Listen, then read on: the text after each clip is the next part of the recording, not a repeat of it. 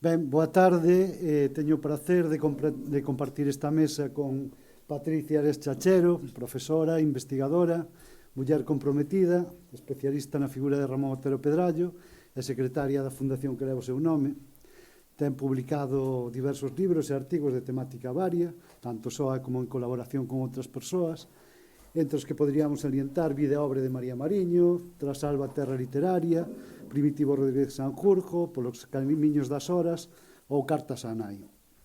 Compre destacar, desde o meu punto de vista, tamén a súa faceta como divulgadora, coa súa proposta na editorial Galaxia da antoloxía escolar da época Nós, que revisita os clásicos, aproximando e dando a coñecer a ideoloxía e o pensamento das principais figuras da xeración Nós entre o estudantado galego.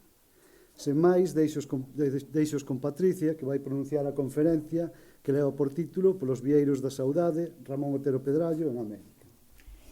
Bueno.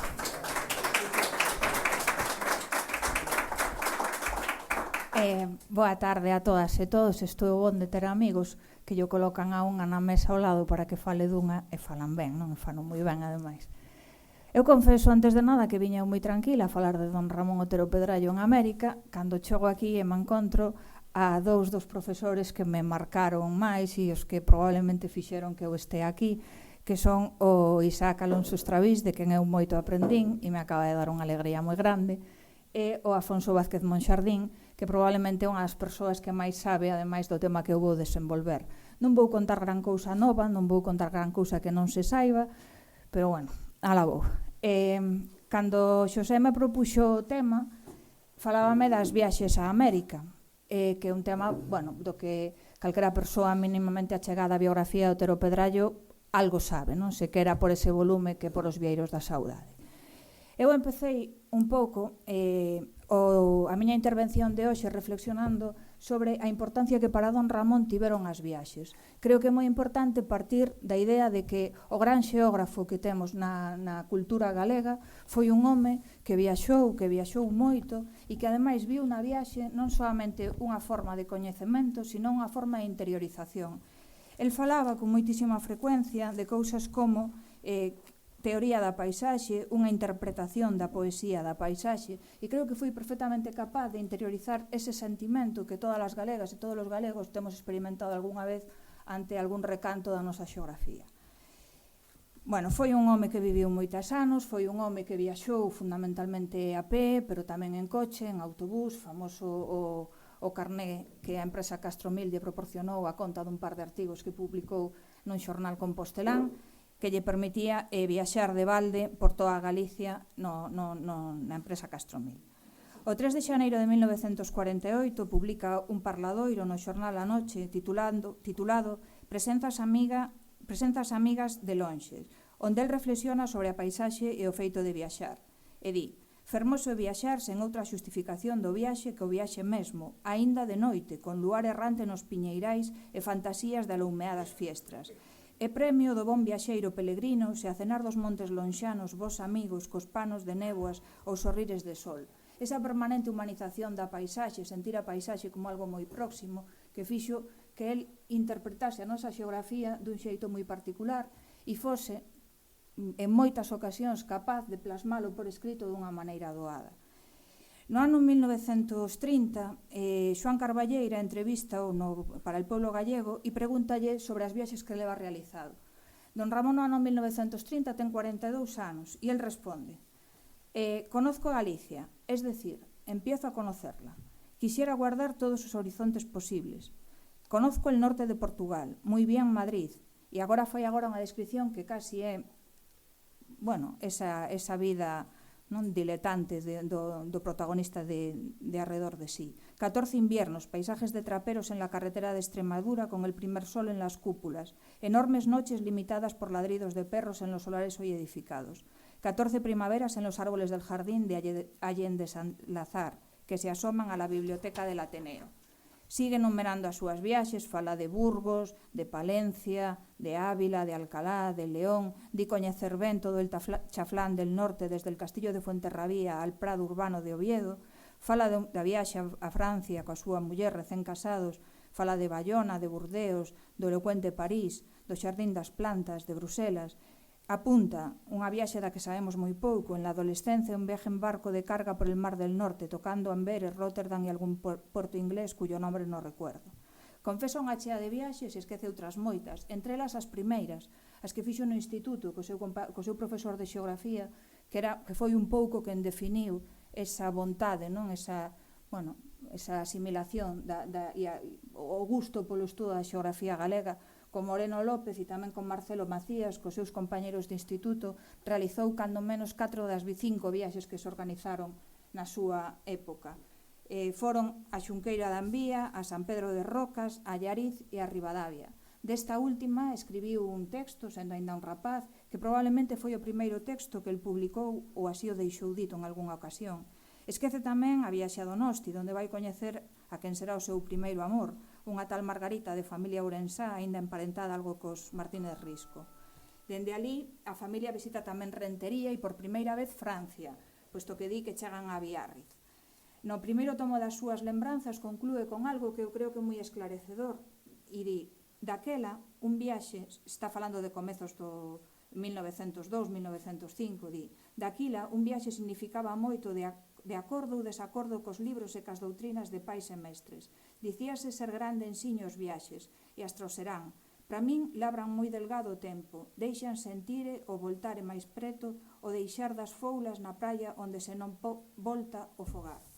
A viaxe, vou apagar o teléfono porque...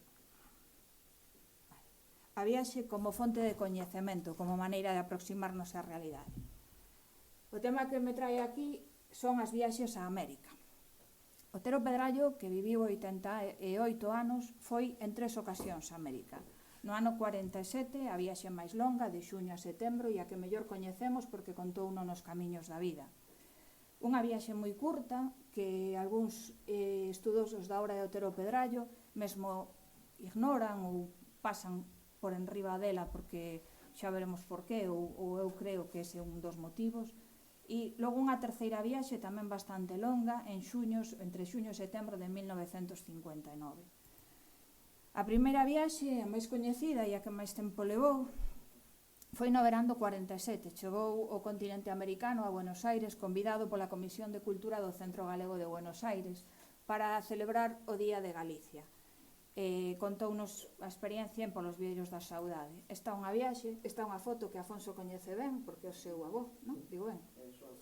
É a súa avó, por suposto.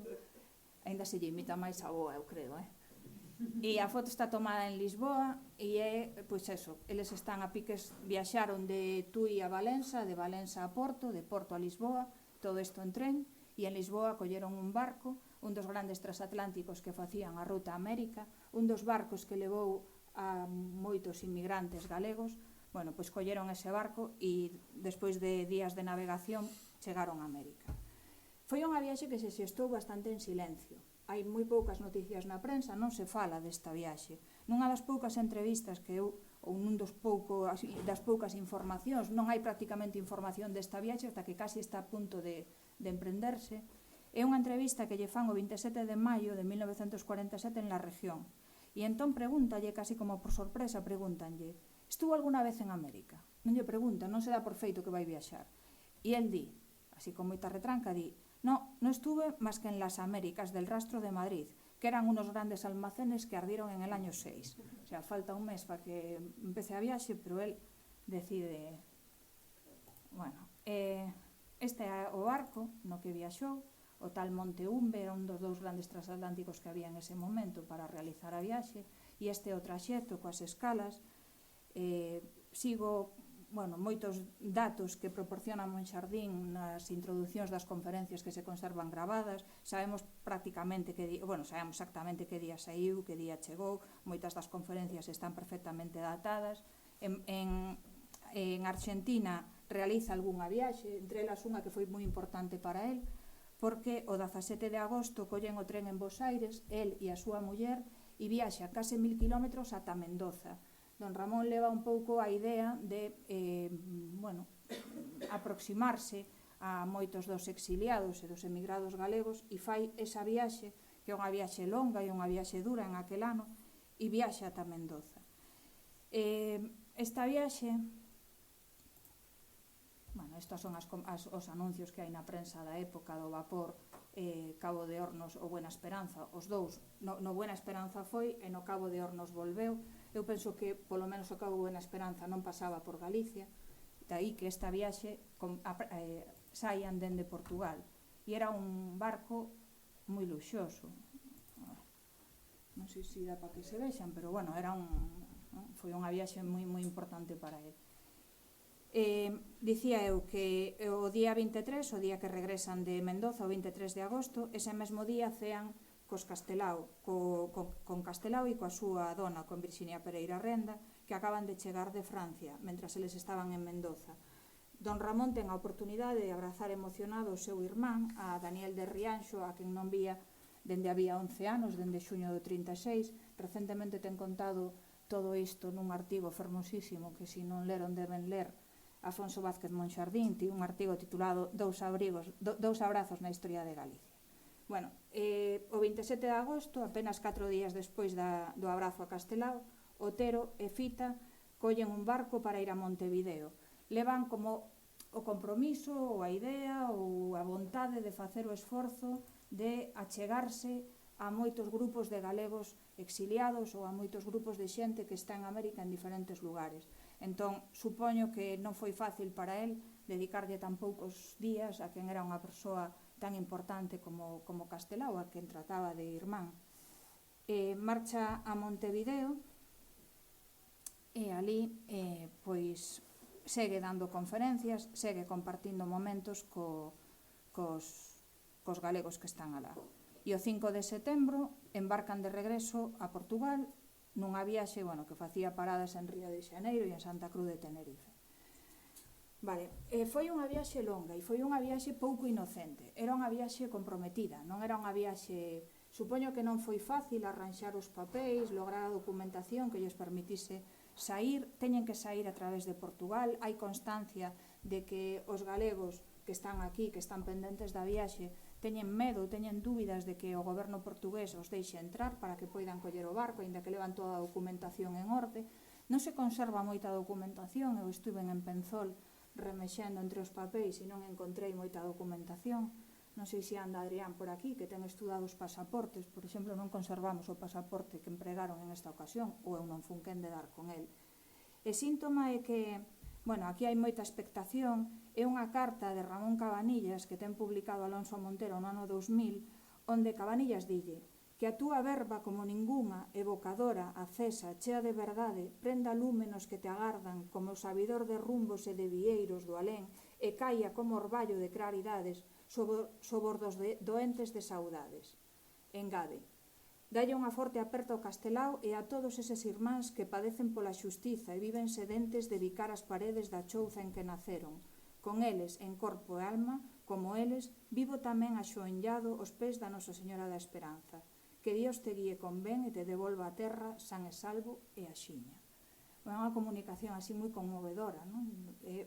O reencontro e a comunicación entre os galegos que se quedaran aquí e os que estaban ali, e moitos deles non podían volver. Vemos tamén os problemas ou as dificultades de pedir permisos e resolver a trancos con visados e con papelames oficiais nunha carta de Florentino López Cuevillas, que dille a Taboada Chivite o 9 de xullo de 1947. O do pasaporte, no caso de que nos cheguen a cumprir, vai ser outro lío, pois aínda estes días o Ramón Otero, que pensa embarcar para Argentina, en Lisboa, o 28 deste mes, anda a faguer xestións para que os portugueses lle consintan penetrar no seu país. Outra carta, esta do 26 de maio e a de Francisco Fernández del Riego, que pon o acento en como agardan a chegada de don Ramón, con que emoción, non? E di: hai un importantísimo seitor de xentes que gardan para vostede unha devoción e unha fe que cecais e non maxina. De todos os xeitos, o viaxe que realizará a América tennos ateigados de emoción, porque sabemos que ninguén poderá levar aquí las terras a Embaixada de Galicia con meirandes méritos e máis clara personalidade. Sinto fortes desexos de o ver denantes da marcha. Pois eso, don Ramón, un pouco o símbolo do galeguismo de preguerra, ten a oportunidade, 11 anos despois do inicio da Guerra Civil, de viaxar a América, e é unha viaxe que se vive con expectación e con gana, non tanto aquí como ali. Para don Ramón esa viaxe simbolizou sempre o encontro con Castelao, non? E o último abrazo, ese abrazo simbólico que os dous sabían que era o último ou que probablemente fose o último, e seguramente, digo ben, non? Non, sí, foi aquí cando Castelao lle entregou este cadro a don Ramón, que hoxe está na Fundación Otero Pedrallo, que é un cadro, bueno, non sei, eu cada vez que o vexo, un cadro moi enigmático. Chámase o Souto dos Gatos, é un souto na porta da casa de Trasalba, que seguro que coñecedes, e se non coñecedes ten fácil remedio, que abre todos os días, menos os luns e os domingos pola tarde. É un souto e ten colgados un montón de gatos, non? Nalgunhas das polas. Eu sei que Miguel Anxo non sei se está totalmente de acordo comigo que vou dicir, pero aproveitando que estou na Fundación Vicente Risco, vou non dicir. Risco ten un artigo, un maravilloso artigo, sobre os gatos, sobre como o gato é o animal dos homes de espírito. E aquí hai un souto con un montón de gatos colgados. Tal vez, hai quen concorda comigo, isto non é cousa miña, que eu liño a Felipe Senén, por exemplo, simbolicen a eses homes de espírito que están, bueno, injustamente asasinados ou bueno, non en moi boas condicións, non o sei. Pois esta é a viaxe do 47. A seguinte viaxe é unha viaxe moitísimo máis curta. É unha viaxe que realiza a Venezuela, a Caracas, no ano 1956. E vai a Caracas convidado por... bueno, houve varios intentos, xa veremos despois, de leválo a Venezuela, pero nesta ocasión vai convidado pola Casa de Galicia, que se acaba de fundar, e polas cabezas visibles da Casa de Galicia, sobre todo Silvio Santiago. Esta é unha foto que cando don Ramón, que está aquí, e a súa muller Fita, chegan ao aeroporto de Caracas. Para min é unha viaxe que creo que, bueno, a mí resultaba moi simpática por dúas cousas. A primeira é porque don Ramón, por primeira vez, viaxa en avión. E vai emocionado completamente, non? Na viaxe en avión. Hai unha entrevista que lle concede a Jacobo Rei Porto o 14 de abril de 1956, xa está de regreso, foi unha viaxe moi curta. E dille, es admirable viajar así, porque se advierte uno liberado de la pesadumbre de los medios de transporte ordinarios que siempre ahogan y cohiben un pouco, como el barco. Claro, a viaxe anterior levaralle casi un mes, realmente dende que saiu a casa ata que chegou a Buenos Aires, e agora chegou nunhas horas. Bueno, as horas, en moitas horas, El mar es magnífico, presenta infinidad de aspectos, pero el aire es más sutil, menos fatalista. En el barco se ve demasiado la lucha contra una resistencia, y en el avión parece que el obstáculo queda enseguida atrás, superado, vencido. E logo segue relatando a viaxe e xa saca a sensibilidade do xeógrafo. E di, en el primer tramo, de Madrid a Lisboa, estaba imponente la Sierra de Gredos, toda blanca. Parecía el gran manto de armiño de Carlos V que reposa a sus pies.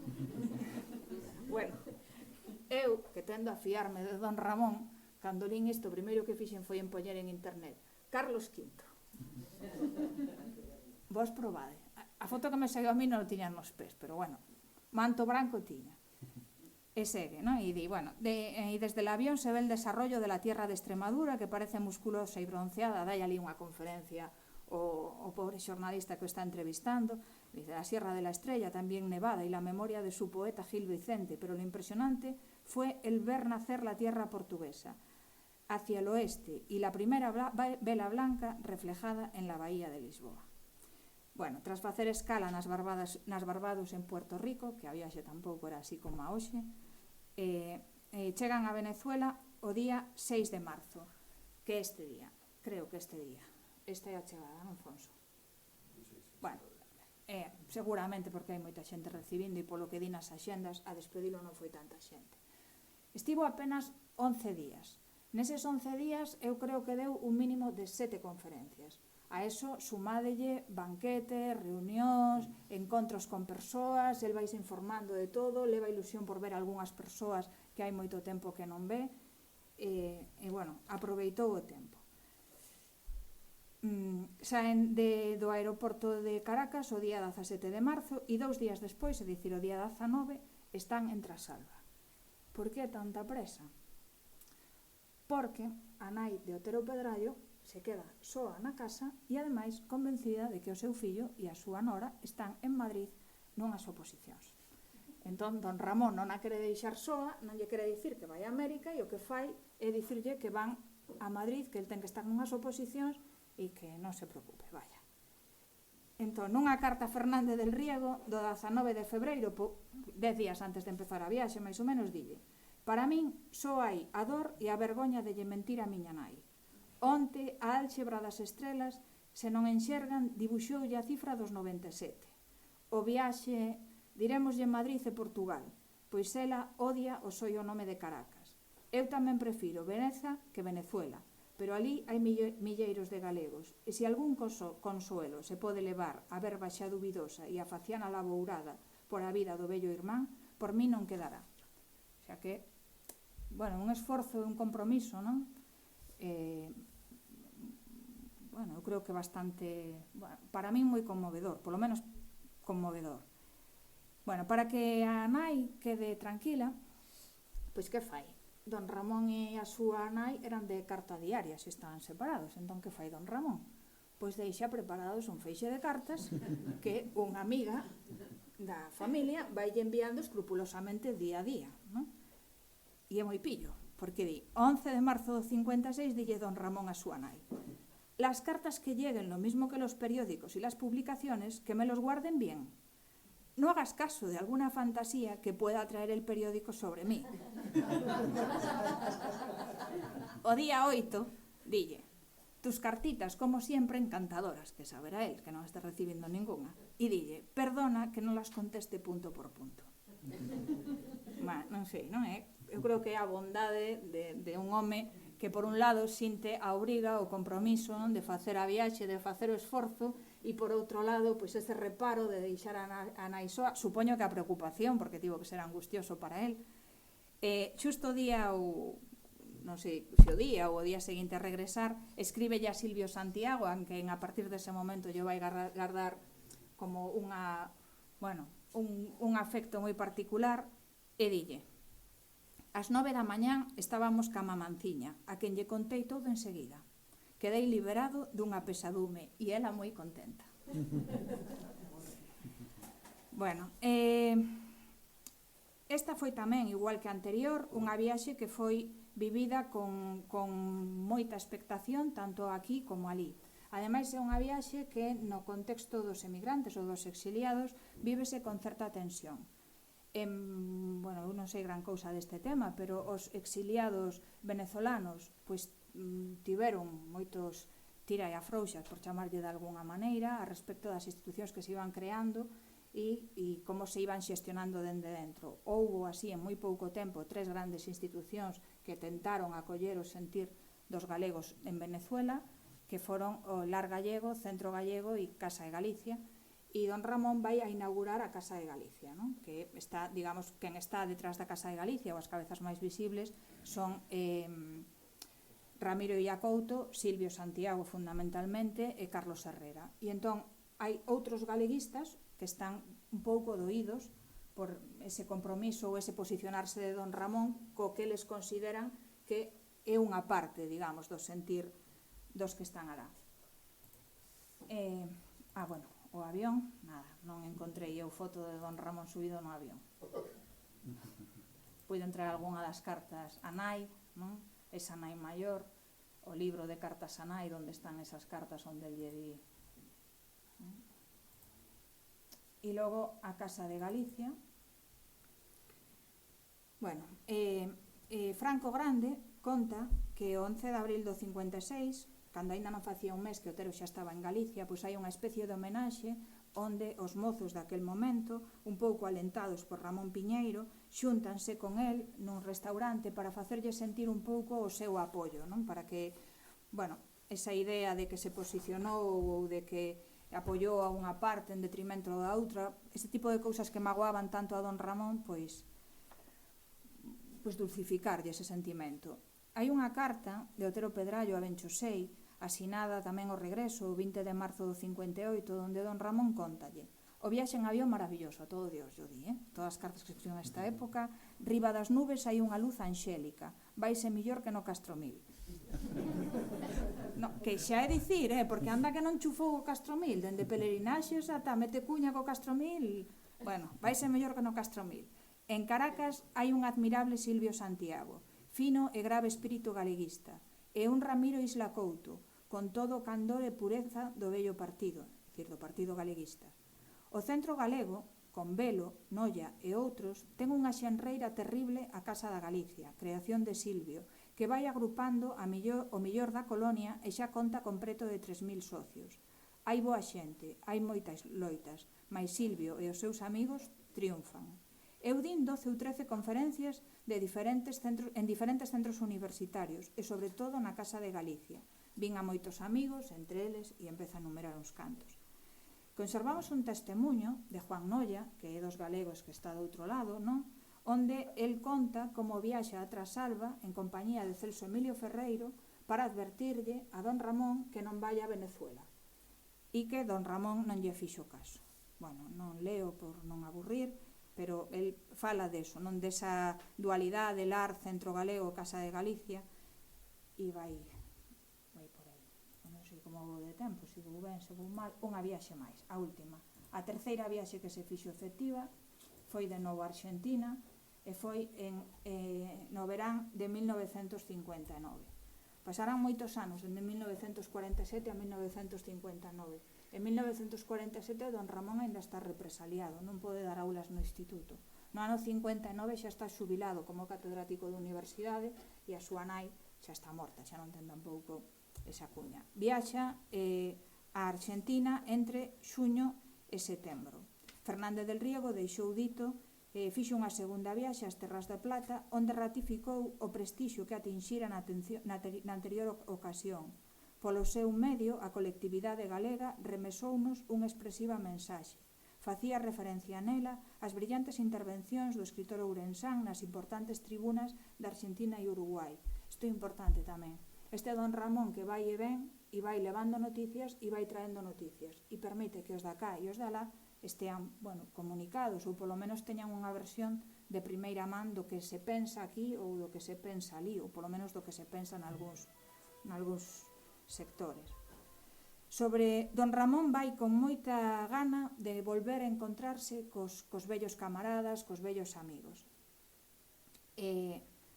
Dille a Antonio Rodríguez R. Cadarso, que supoño será Rodríguez, en la noche 23 de xuño do 59.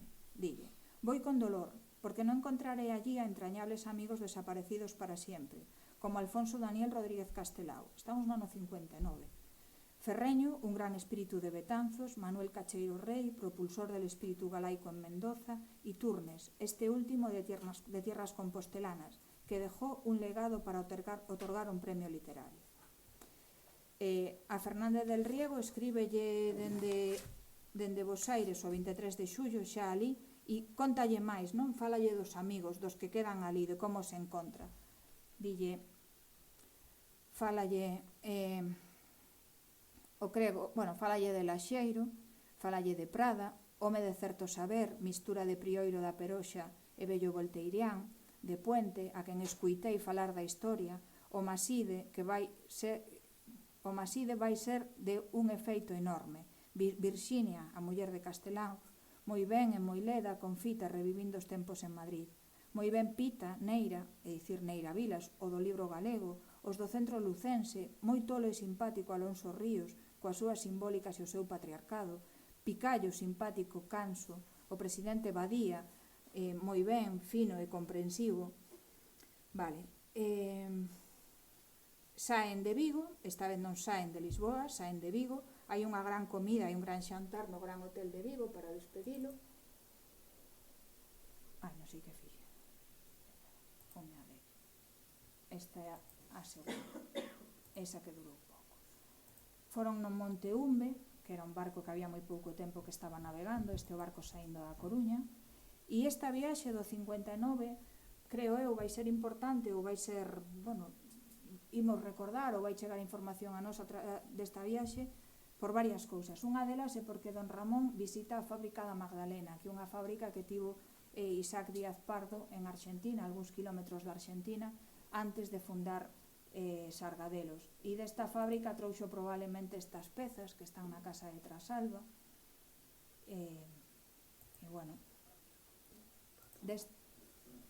desta viaxe e tamén o encontro con Neira Vilas e con Anisia nese proxecto do libro galego que tiñan ali montando e que a don Ramón resultoulle moi conmovedor. Ven eso un pouco unha ilusión, non? A luz do futuro, dille así, a ver. Non sei onde teño aí, fai unha descripción do que se encontrou ali, de como os mozos están participando. E tamén alude en algún momento a certa división entre os galeguistas de alí. Hai un momento no que dille que os mozos, e enténdese que poden ser Dieste, Baltar, quizáis Seoane tamén, como que lle fan algún tipo de reproche a respecto do compromiso político que se está tendo aquí, pero don Ramón di algo así como que logrou convencelos ou que comprendesen que o que se estaba facendo aquí. E por que se estaba facendo iso? Bueno, apuro, Ademais destas 3 viaxes que realmente se fixeron, hai outras 3 que non se fixeron. Unha, para poder falar hoxe aquí, unha das principais fontes das que me servín foron un feixe de axendas que hai na Fundación Penzol. Don Ramón, durante algúns anos, levaba no peto da chaqueta unha pequena axenda e ia escribindo aí, con letra ben apiñada, en ocasións, ás veces non hai prácticamente anotacións, pois o que lle pasaba. Foi un pouco torpeza da miña parte, porque aínda que anotei cando saiu, cando chegou, onde deu unha conferencia, logo parte de todo iso xa estaba publicado, pero bueno, en aquel momento non o sabía. No ano 51 convídano a viaxar a Cuba, e convídano a viaxar a Cuba porque o centenario, bueno, non o chegan a convidar, fálase de organizar o centenario de Manuel Curros Enríquez e pensan en convidar a don Ramón. Finalmente convidaron a un home de réxime, que foi Eugenio Montes, e don Ramón celebrou o centenario de Curros aquí en Galicia, en Celanova, nunha reunión da Academia. Ben, houve outra viaxe fallida, quizáis foron 2, houve varias intentonas nestes anos, outra vez por parte de Silvio Santiago e os membros da Casa de Galicia de levalo, pero a do 54 debeu ser importante, porque aí sí que conservamos a documentación. El chegou a tramitar pasaporte e como unha especie de visado que necesitaban, incluso os permisos médicos que expedía o Cónsul de Vigo. E logo está esta, que é a do ano 58. E esta é unha viaxe que chegan a ter a viaxe totalmente montada, era de novo a Venezuela, el chega a ter billetes, pasaportes, toda a documentación, pero que no último momento frústrase. E di na axenda o día 28 de xullo,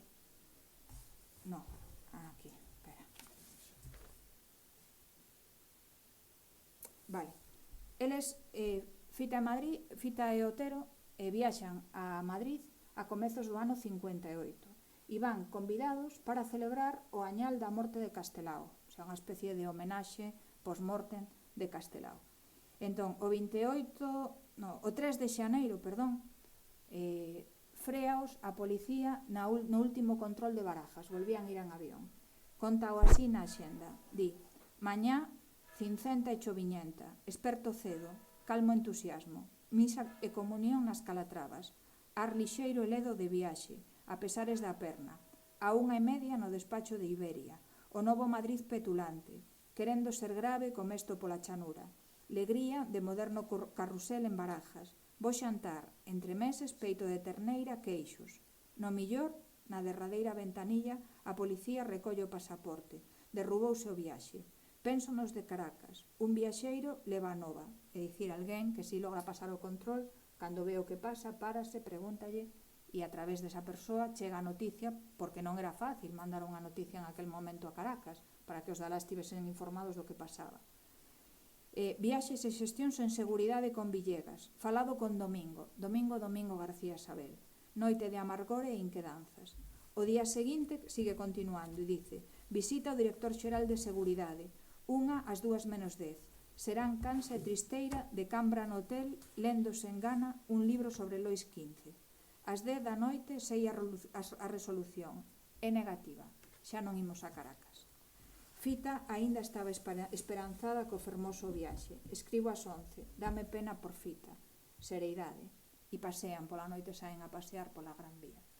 Eu non logrei saber exactamente por que esa viaxe. Sí que parece que houbo, porque se frea, porque os paran e os deixan pasar tan ata o final, cando ademais o pasaporte a finais de decembro non o teñen tramitado, aínda están aí con papelames, parece que consiguen o pasaporte, pero que ao final en Madrid páranos. Ignoro cal foi a razón, quizáis foi que houbo, ou parece que houbo algún tipo de comentario de que na viaxe, non sei se na do 47 ou na do 56, que el fixera algún tipo de alusión política ou que se interpretou o Añal de Castelao como un discurso político e entón pois que o frenaron ali. Tamén pode ser que xusto en ese momento que o presidente de Venezuela empeza a ter serios problemas, pero supoño que por eso non nos frearían no aeroporto.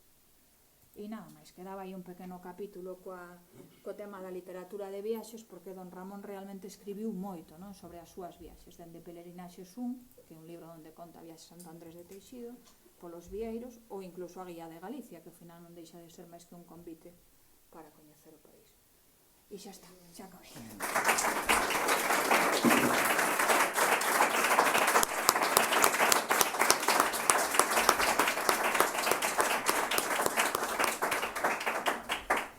Moi ben, abrimos entón un coloquio aproximadamente 15 minutos no que espero que participedes.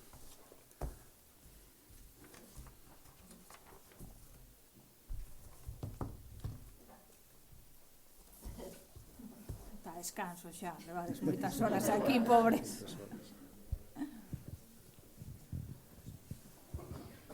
Hola. Sí, e o primeiro, gracias polas referencias variadas a min e tal. Un par de cuestións. Primeiro, en referencia á viaxe do ano 47. Na viaxe do ano 47 é moi interesante ver que non invita. Non o invitan os galeguistas. Que non invita? Invita ao Centro Galego. Invita ao Centro Galego, que é un centro que nese momento ten rotas as relacións cos galeguistas. Por qué? Porque no 46 recibiran o presidente do Centro Galego o enviado de Franco a toma de posesión de Perón. Entón, non só Castelao, sino todo o núcleo galeguista non se falaba co Centro Galego. Sin embargo, dentro do Centro Galego, facendo un pouco de intrismo e tal, estaba Seoane, levando a revista Galicia e levando un pouco a actividade cultural con Arturo Cuadrado, tamén pouco sospeitoso de franquista, e entón eles no ano 46 organizaran unhas primeiras xornadas galegas que lles saíran moi ben. E entón, a partir do ano 47, decidiron invitar a xente de aquí, con tirón. Entón, claro, os galeguistas vironse un pouco sobrepasados pola esquerda, digamos así, con que o invitaran os outros.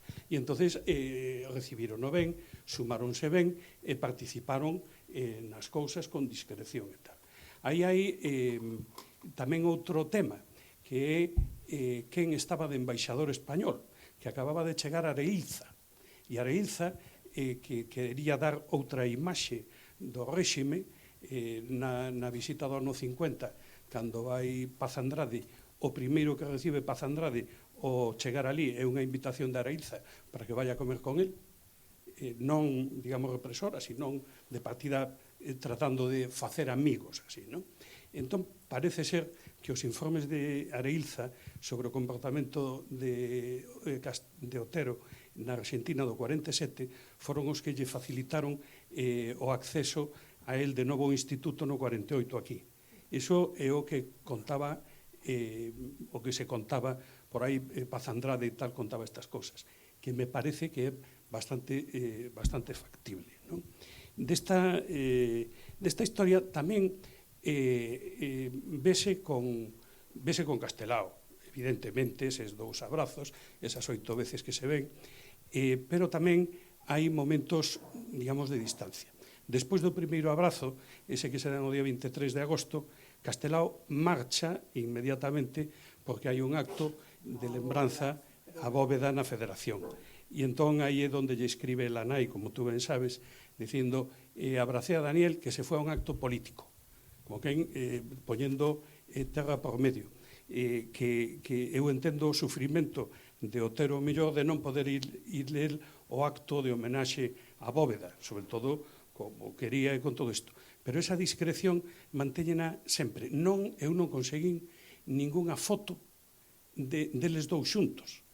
Nin siquiera a tiña a Rosita Puente, que si foron a comer a casa dele o 30 de setembro, o 30 de agosto, o día que volveron de Montevideo, coño, e ademais Rosita, que ten a casa chá de fotos deles, non tes unha foto? Non.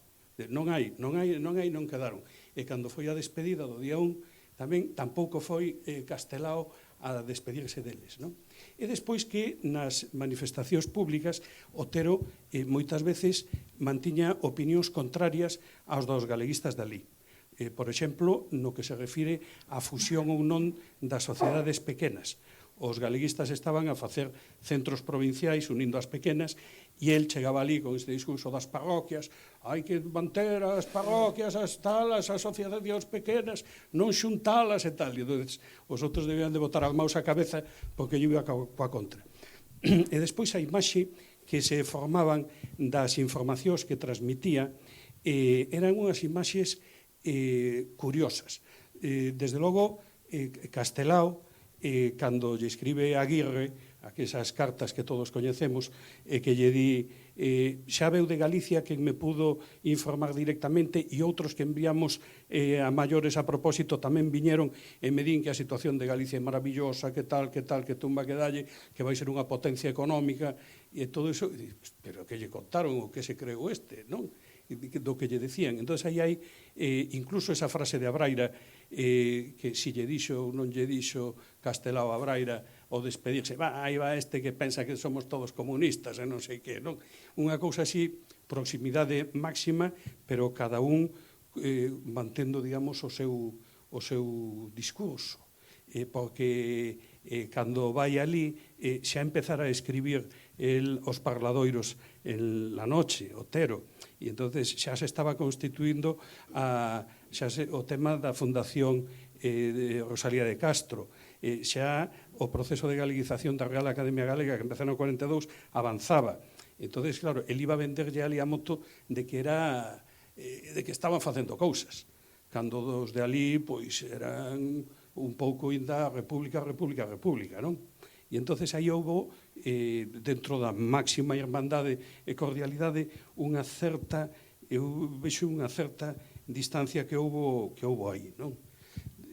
Sí, eso é un tema que seguramente irresoluble despois, porque as fontes son as que hai e tal, pero dá esa impresión, non? Dá esa impresión. Despois, para complementar, vamos a ver, o da saída de Portugal. Sai de Portugal por sorte, porque el das cartas, por exemplo, que ten con Fraguas, dille, estou temendo que me fagan sair de Barcelona ou de Cádiz, porque el quere sair do que lle queda máis cerca. O barco ven de Marsella. O barco ven de Barcelona. Bueno, de Barcelona por aquí sube baixe. Eu non quero ir a Barcelona, ni quero ir a Portugal. Entonces, moita viaxe, son moitos días. Claro. Sí, son 15 días, 17 días. Son 17 dende Lisboa. Dende Lisboa, sí. Ata América. Logo ainda hai días. Sí. Haber outros 2 ata Buenos Aires. E ainda, claro, Lisboa levalles 5. Sí, aí el baixa o día 17 de decembro, de xullo, do barco. Son, 18 días, 19. É unha barbaridade. É unha barbaridade de viaxe. Desde logo máis cómodo se vai en avión. Invitaron en avión. Sí. Invitan en avión, preparan de todo. No 47 xa. Sí, pero non queren ir en avión. Porque daquela iba en avión por Dakar e tal que era un coñazo. Entón fala con Paz Andrade, a mañalle para que vaya desde Lisboa, porque el nega sair en avión. Claro. Sí, no, porque a viaxe en avión con escalas en Dakar e tal, ibas choutando así. Eso sí que era matador. Sí. Despois Sí, o Castromil polo aire totalmente. A min a traición do Castromil doeume, non? Xa. Teño ya guardada eu aí a don Ramón. O tema dos líos de Caracas son permanentes. Os líos en Caracas, a viaxe interrupta, que eu creo que é do 57, non do 58. Non, a viaxe é o 3 de xaneiro do 58, o día que o paran no aeroporto. Eu creo que é o 3 de xaneiro do 58, do 57, pero bueno, o mellor, se tes a fotocopia, o mellor apuntei eu mal, pero é o mesmo. Porque eu creo que era xusto o ano seguinte de ir a Lino Brau, pero é o mesmo. Hai os líos de Silvio Santiago, que se pelexa con todos constantemente, pero é o que ten os cuartos. E igual que invitou a Camilo José Cela, invitou Noel, e entonces acaban todos moi amiguiños. Porque ele paga todo, tenos na casa, mantido, tal e cual, bueno. E o que ten relación co goberno, porque ten moita comunicación, non? Dende o ministro da Educación e da Cultura, non? Sí, el ten ese arrollo fluido. Porque despois, claro, os que están ali os outros, os que veñen da esquerda e desas cousas, pois teñen menos historia, non? Pero sí, eu vexo a Mau eses problemas tanto no do 57 ou 58, e o do 54. Creo que hai dúas, no 53 tamén debe haber algún intento. Sí. En calquera caso, dos de Venezuela insistiron moito, non? E puñan o seu dispor diñeiro, porque sí que logo a cuestión económica, non? Cando vai estar en Argentina no 47 non ten diñeiro. No, claro. Hai momento no que a muller quere comprar un abrigo, non hai pa abrigo. En cambio, no outro sitio, abrigo non lle fai falta, e tal, pero ademais teñen cuartos abondos. E si son un tema tremendamente curioso este. Despois de decir que na publicación que se fixo últimamente de Polos Vieiros da Saudade, doeume a supresión das... Sí, porque máis un prólogo... Perdona, é verdade. O prólogo que lle fixera eu de estudio de 30 ou 40 páxinas contando esa viaxe, quedei sorprendido cando vin sin el, porque cando outras dese mismo conxunto aparecían con prólogos que non tiveran, sin coño, ademais, por ser libro de viaxes, e non unha novela ou unha cousa, me parece que era o que precisaba máis explicación. Entón, quedei coa boca aberta. Non ten nada que ver, Non sei. Home, tú non eras a directora desas publicacións, acabo de oír na presentación. No, eu deseñei o proxecto en principio, pero logo eu fixo unha proposta de títulos, e máis, temolo falado aquí en esta casa moitas veces, Xosé está aí que non me deixa mentir, eu fixen o prólogo dun libro de Risco, a proposta deles. Sí, pero perfectamente. Cando se publicou Os Vieiros... Que me dá igual, o que pasa é que a todo mundo que lle pregunta... No. Pero que me dá o mismo. Muy ben, son as 7:30, temos que rematar. Non sei se Patricia quere decir algunha última cousa. Unha fácil, que se é difícil non a sei contestar. Un pequeno matiz importante que a proposta que recibe desde o Centro Galego vai na Prada, porque é Prada o que lle propón a que inviten outras a industria do ano que vem. E o que inicia iso é unha serie de viaxes que van a facer despois todo o galeguismo, cando despois xa vai pasando a de Bouzabre e todo isto é unha tradición continua que se estableceu desta terra. Falo. Sí. Eu coñecín por primeira vez a don Ramón Otero Pedrallo no ano 1953. Fora convidado para dar unha conferencia no Mosteiro de Useira, fora tamén o gobernador civil, e o gobernador civil o que facía era entretelo, había que visitar esta cousa, parabas, había que visitar outra cousa, e depois don Ramón chegou no momento de dar a conferencia, estaba un pouco nervoso, pero colleu, incluso a foto que puxetes aí, é igual que a que eu vi cando ele falou ali en Useira. Lóxicamente, ele ás veces falaba dunha maneira retórica e incluso poética. No discurso que fixo, pois falaba incluso das postas do sol, da paisaxe, incluso que estaba o ceo, que tiña unha cor ou que tiña outra cor. Vamos, deixounos a todos asombrados. O que pasa que ao final preguntaban a xente de que falou moi ben, pero é que é o que dixo. Entón, aí xa todo o mundo quedaba un pouco...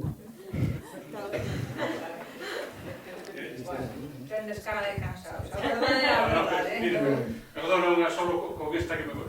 Na República, cando se fixo a última campaña electoral, veu o Otero a dar un mitin a Cudeiro, e viñan el do alcalde socialista do Ourense. O alcalde socialista do Ourense falaba en castellano e el falaba en galego. E entón, o alcalde socialista ali, aplaudironlle tal e cual. E o Otero quedaron así porque non sabían ben. Aqueles paisanos da lida non conectaban co discurso lírico que lle estaba tal, nin entendían ben o tema, non? Isto é un signo, porque ali estaba o meu bisavó que foi dos que non quedou así un pouco sorprendido, o agrario, o bisavó agrario, porque, hostia, pero isto que di este home, tal, non? Eso tamén me pasaba. Pois moi obrigado a todo o mundo que estivose aquí, grazas a Patricia e a todos os que participastes de unha ou outra maneira. Quedamos con vontade de máis para a seguinte.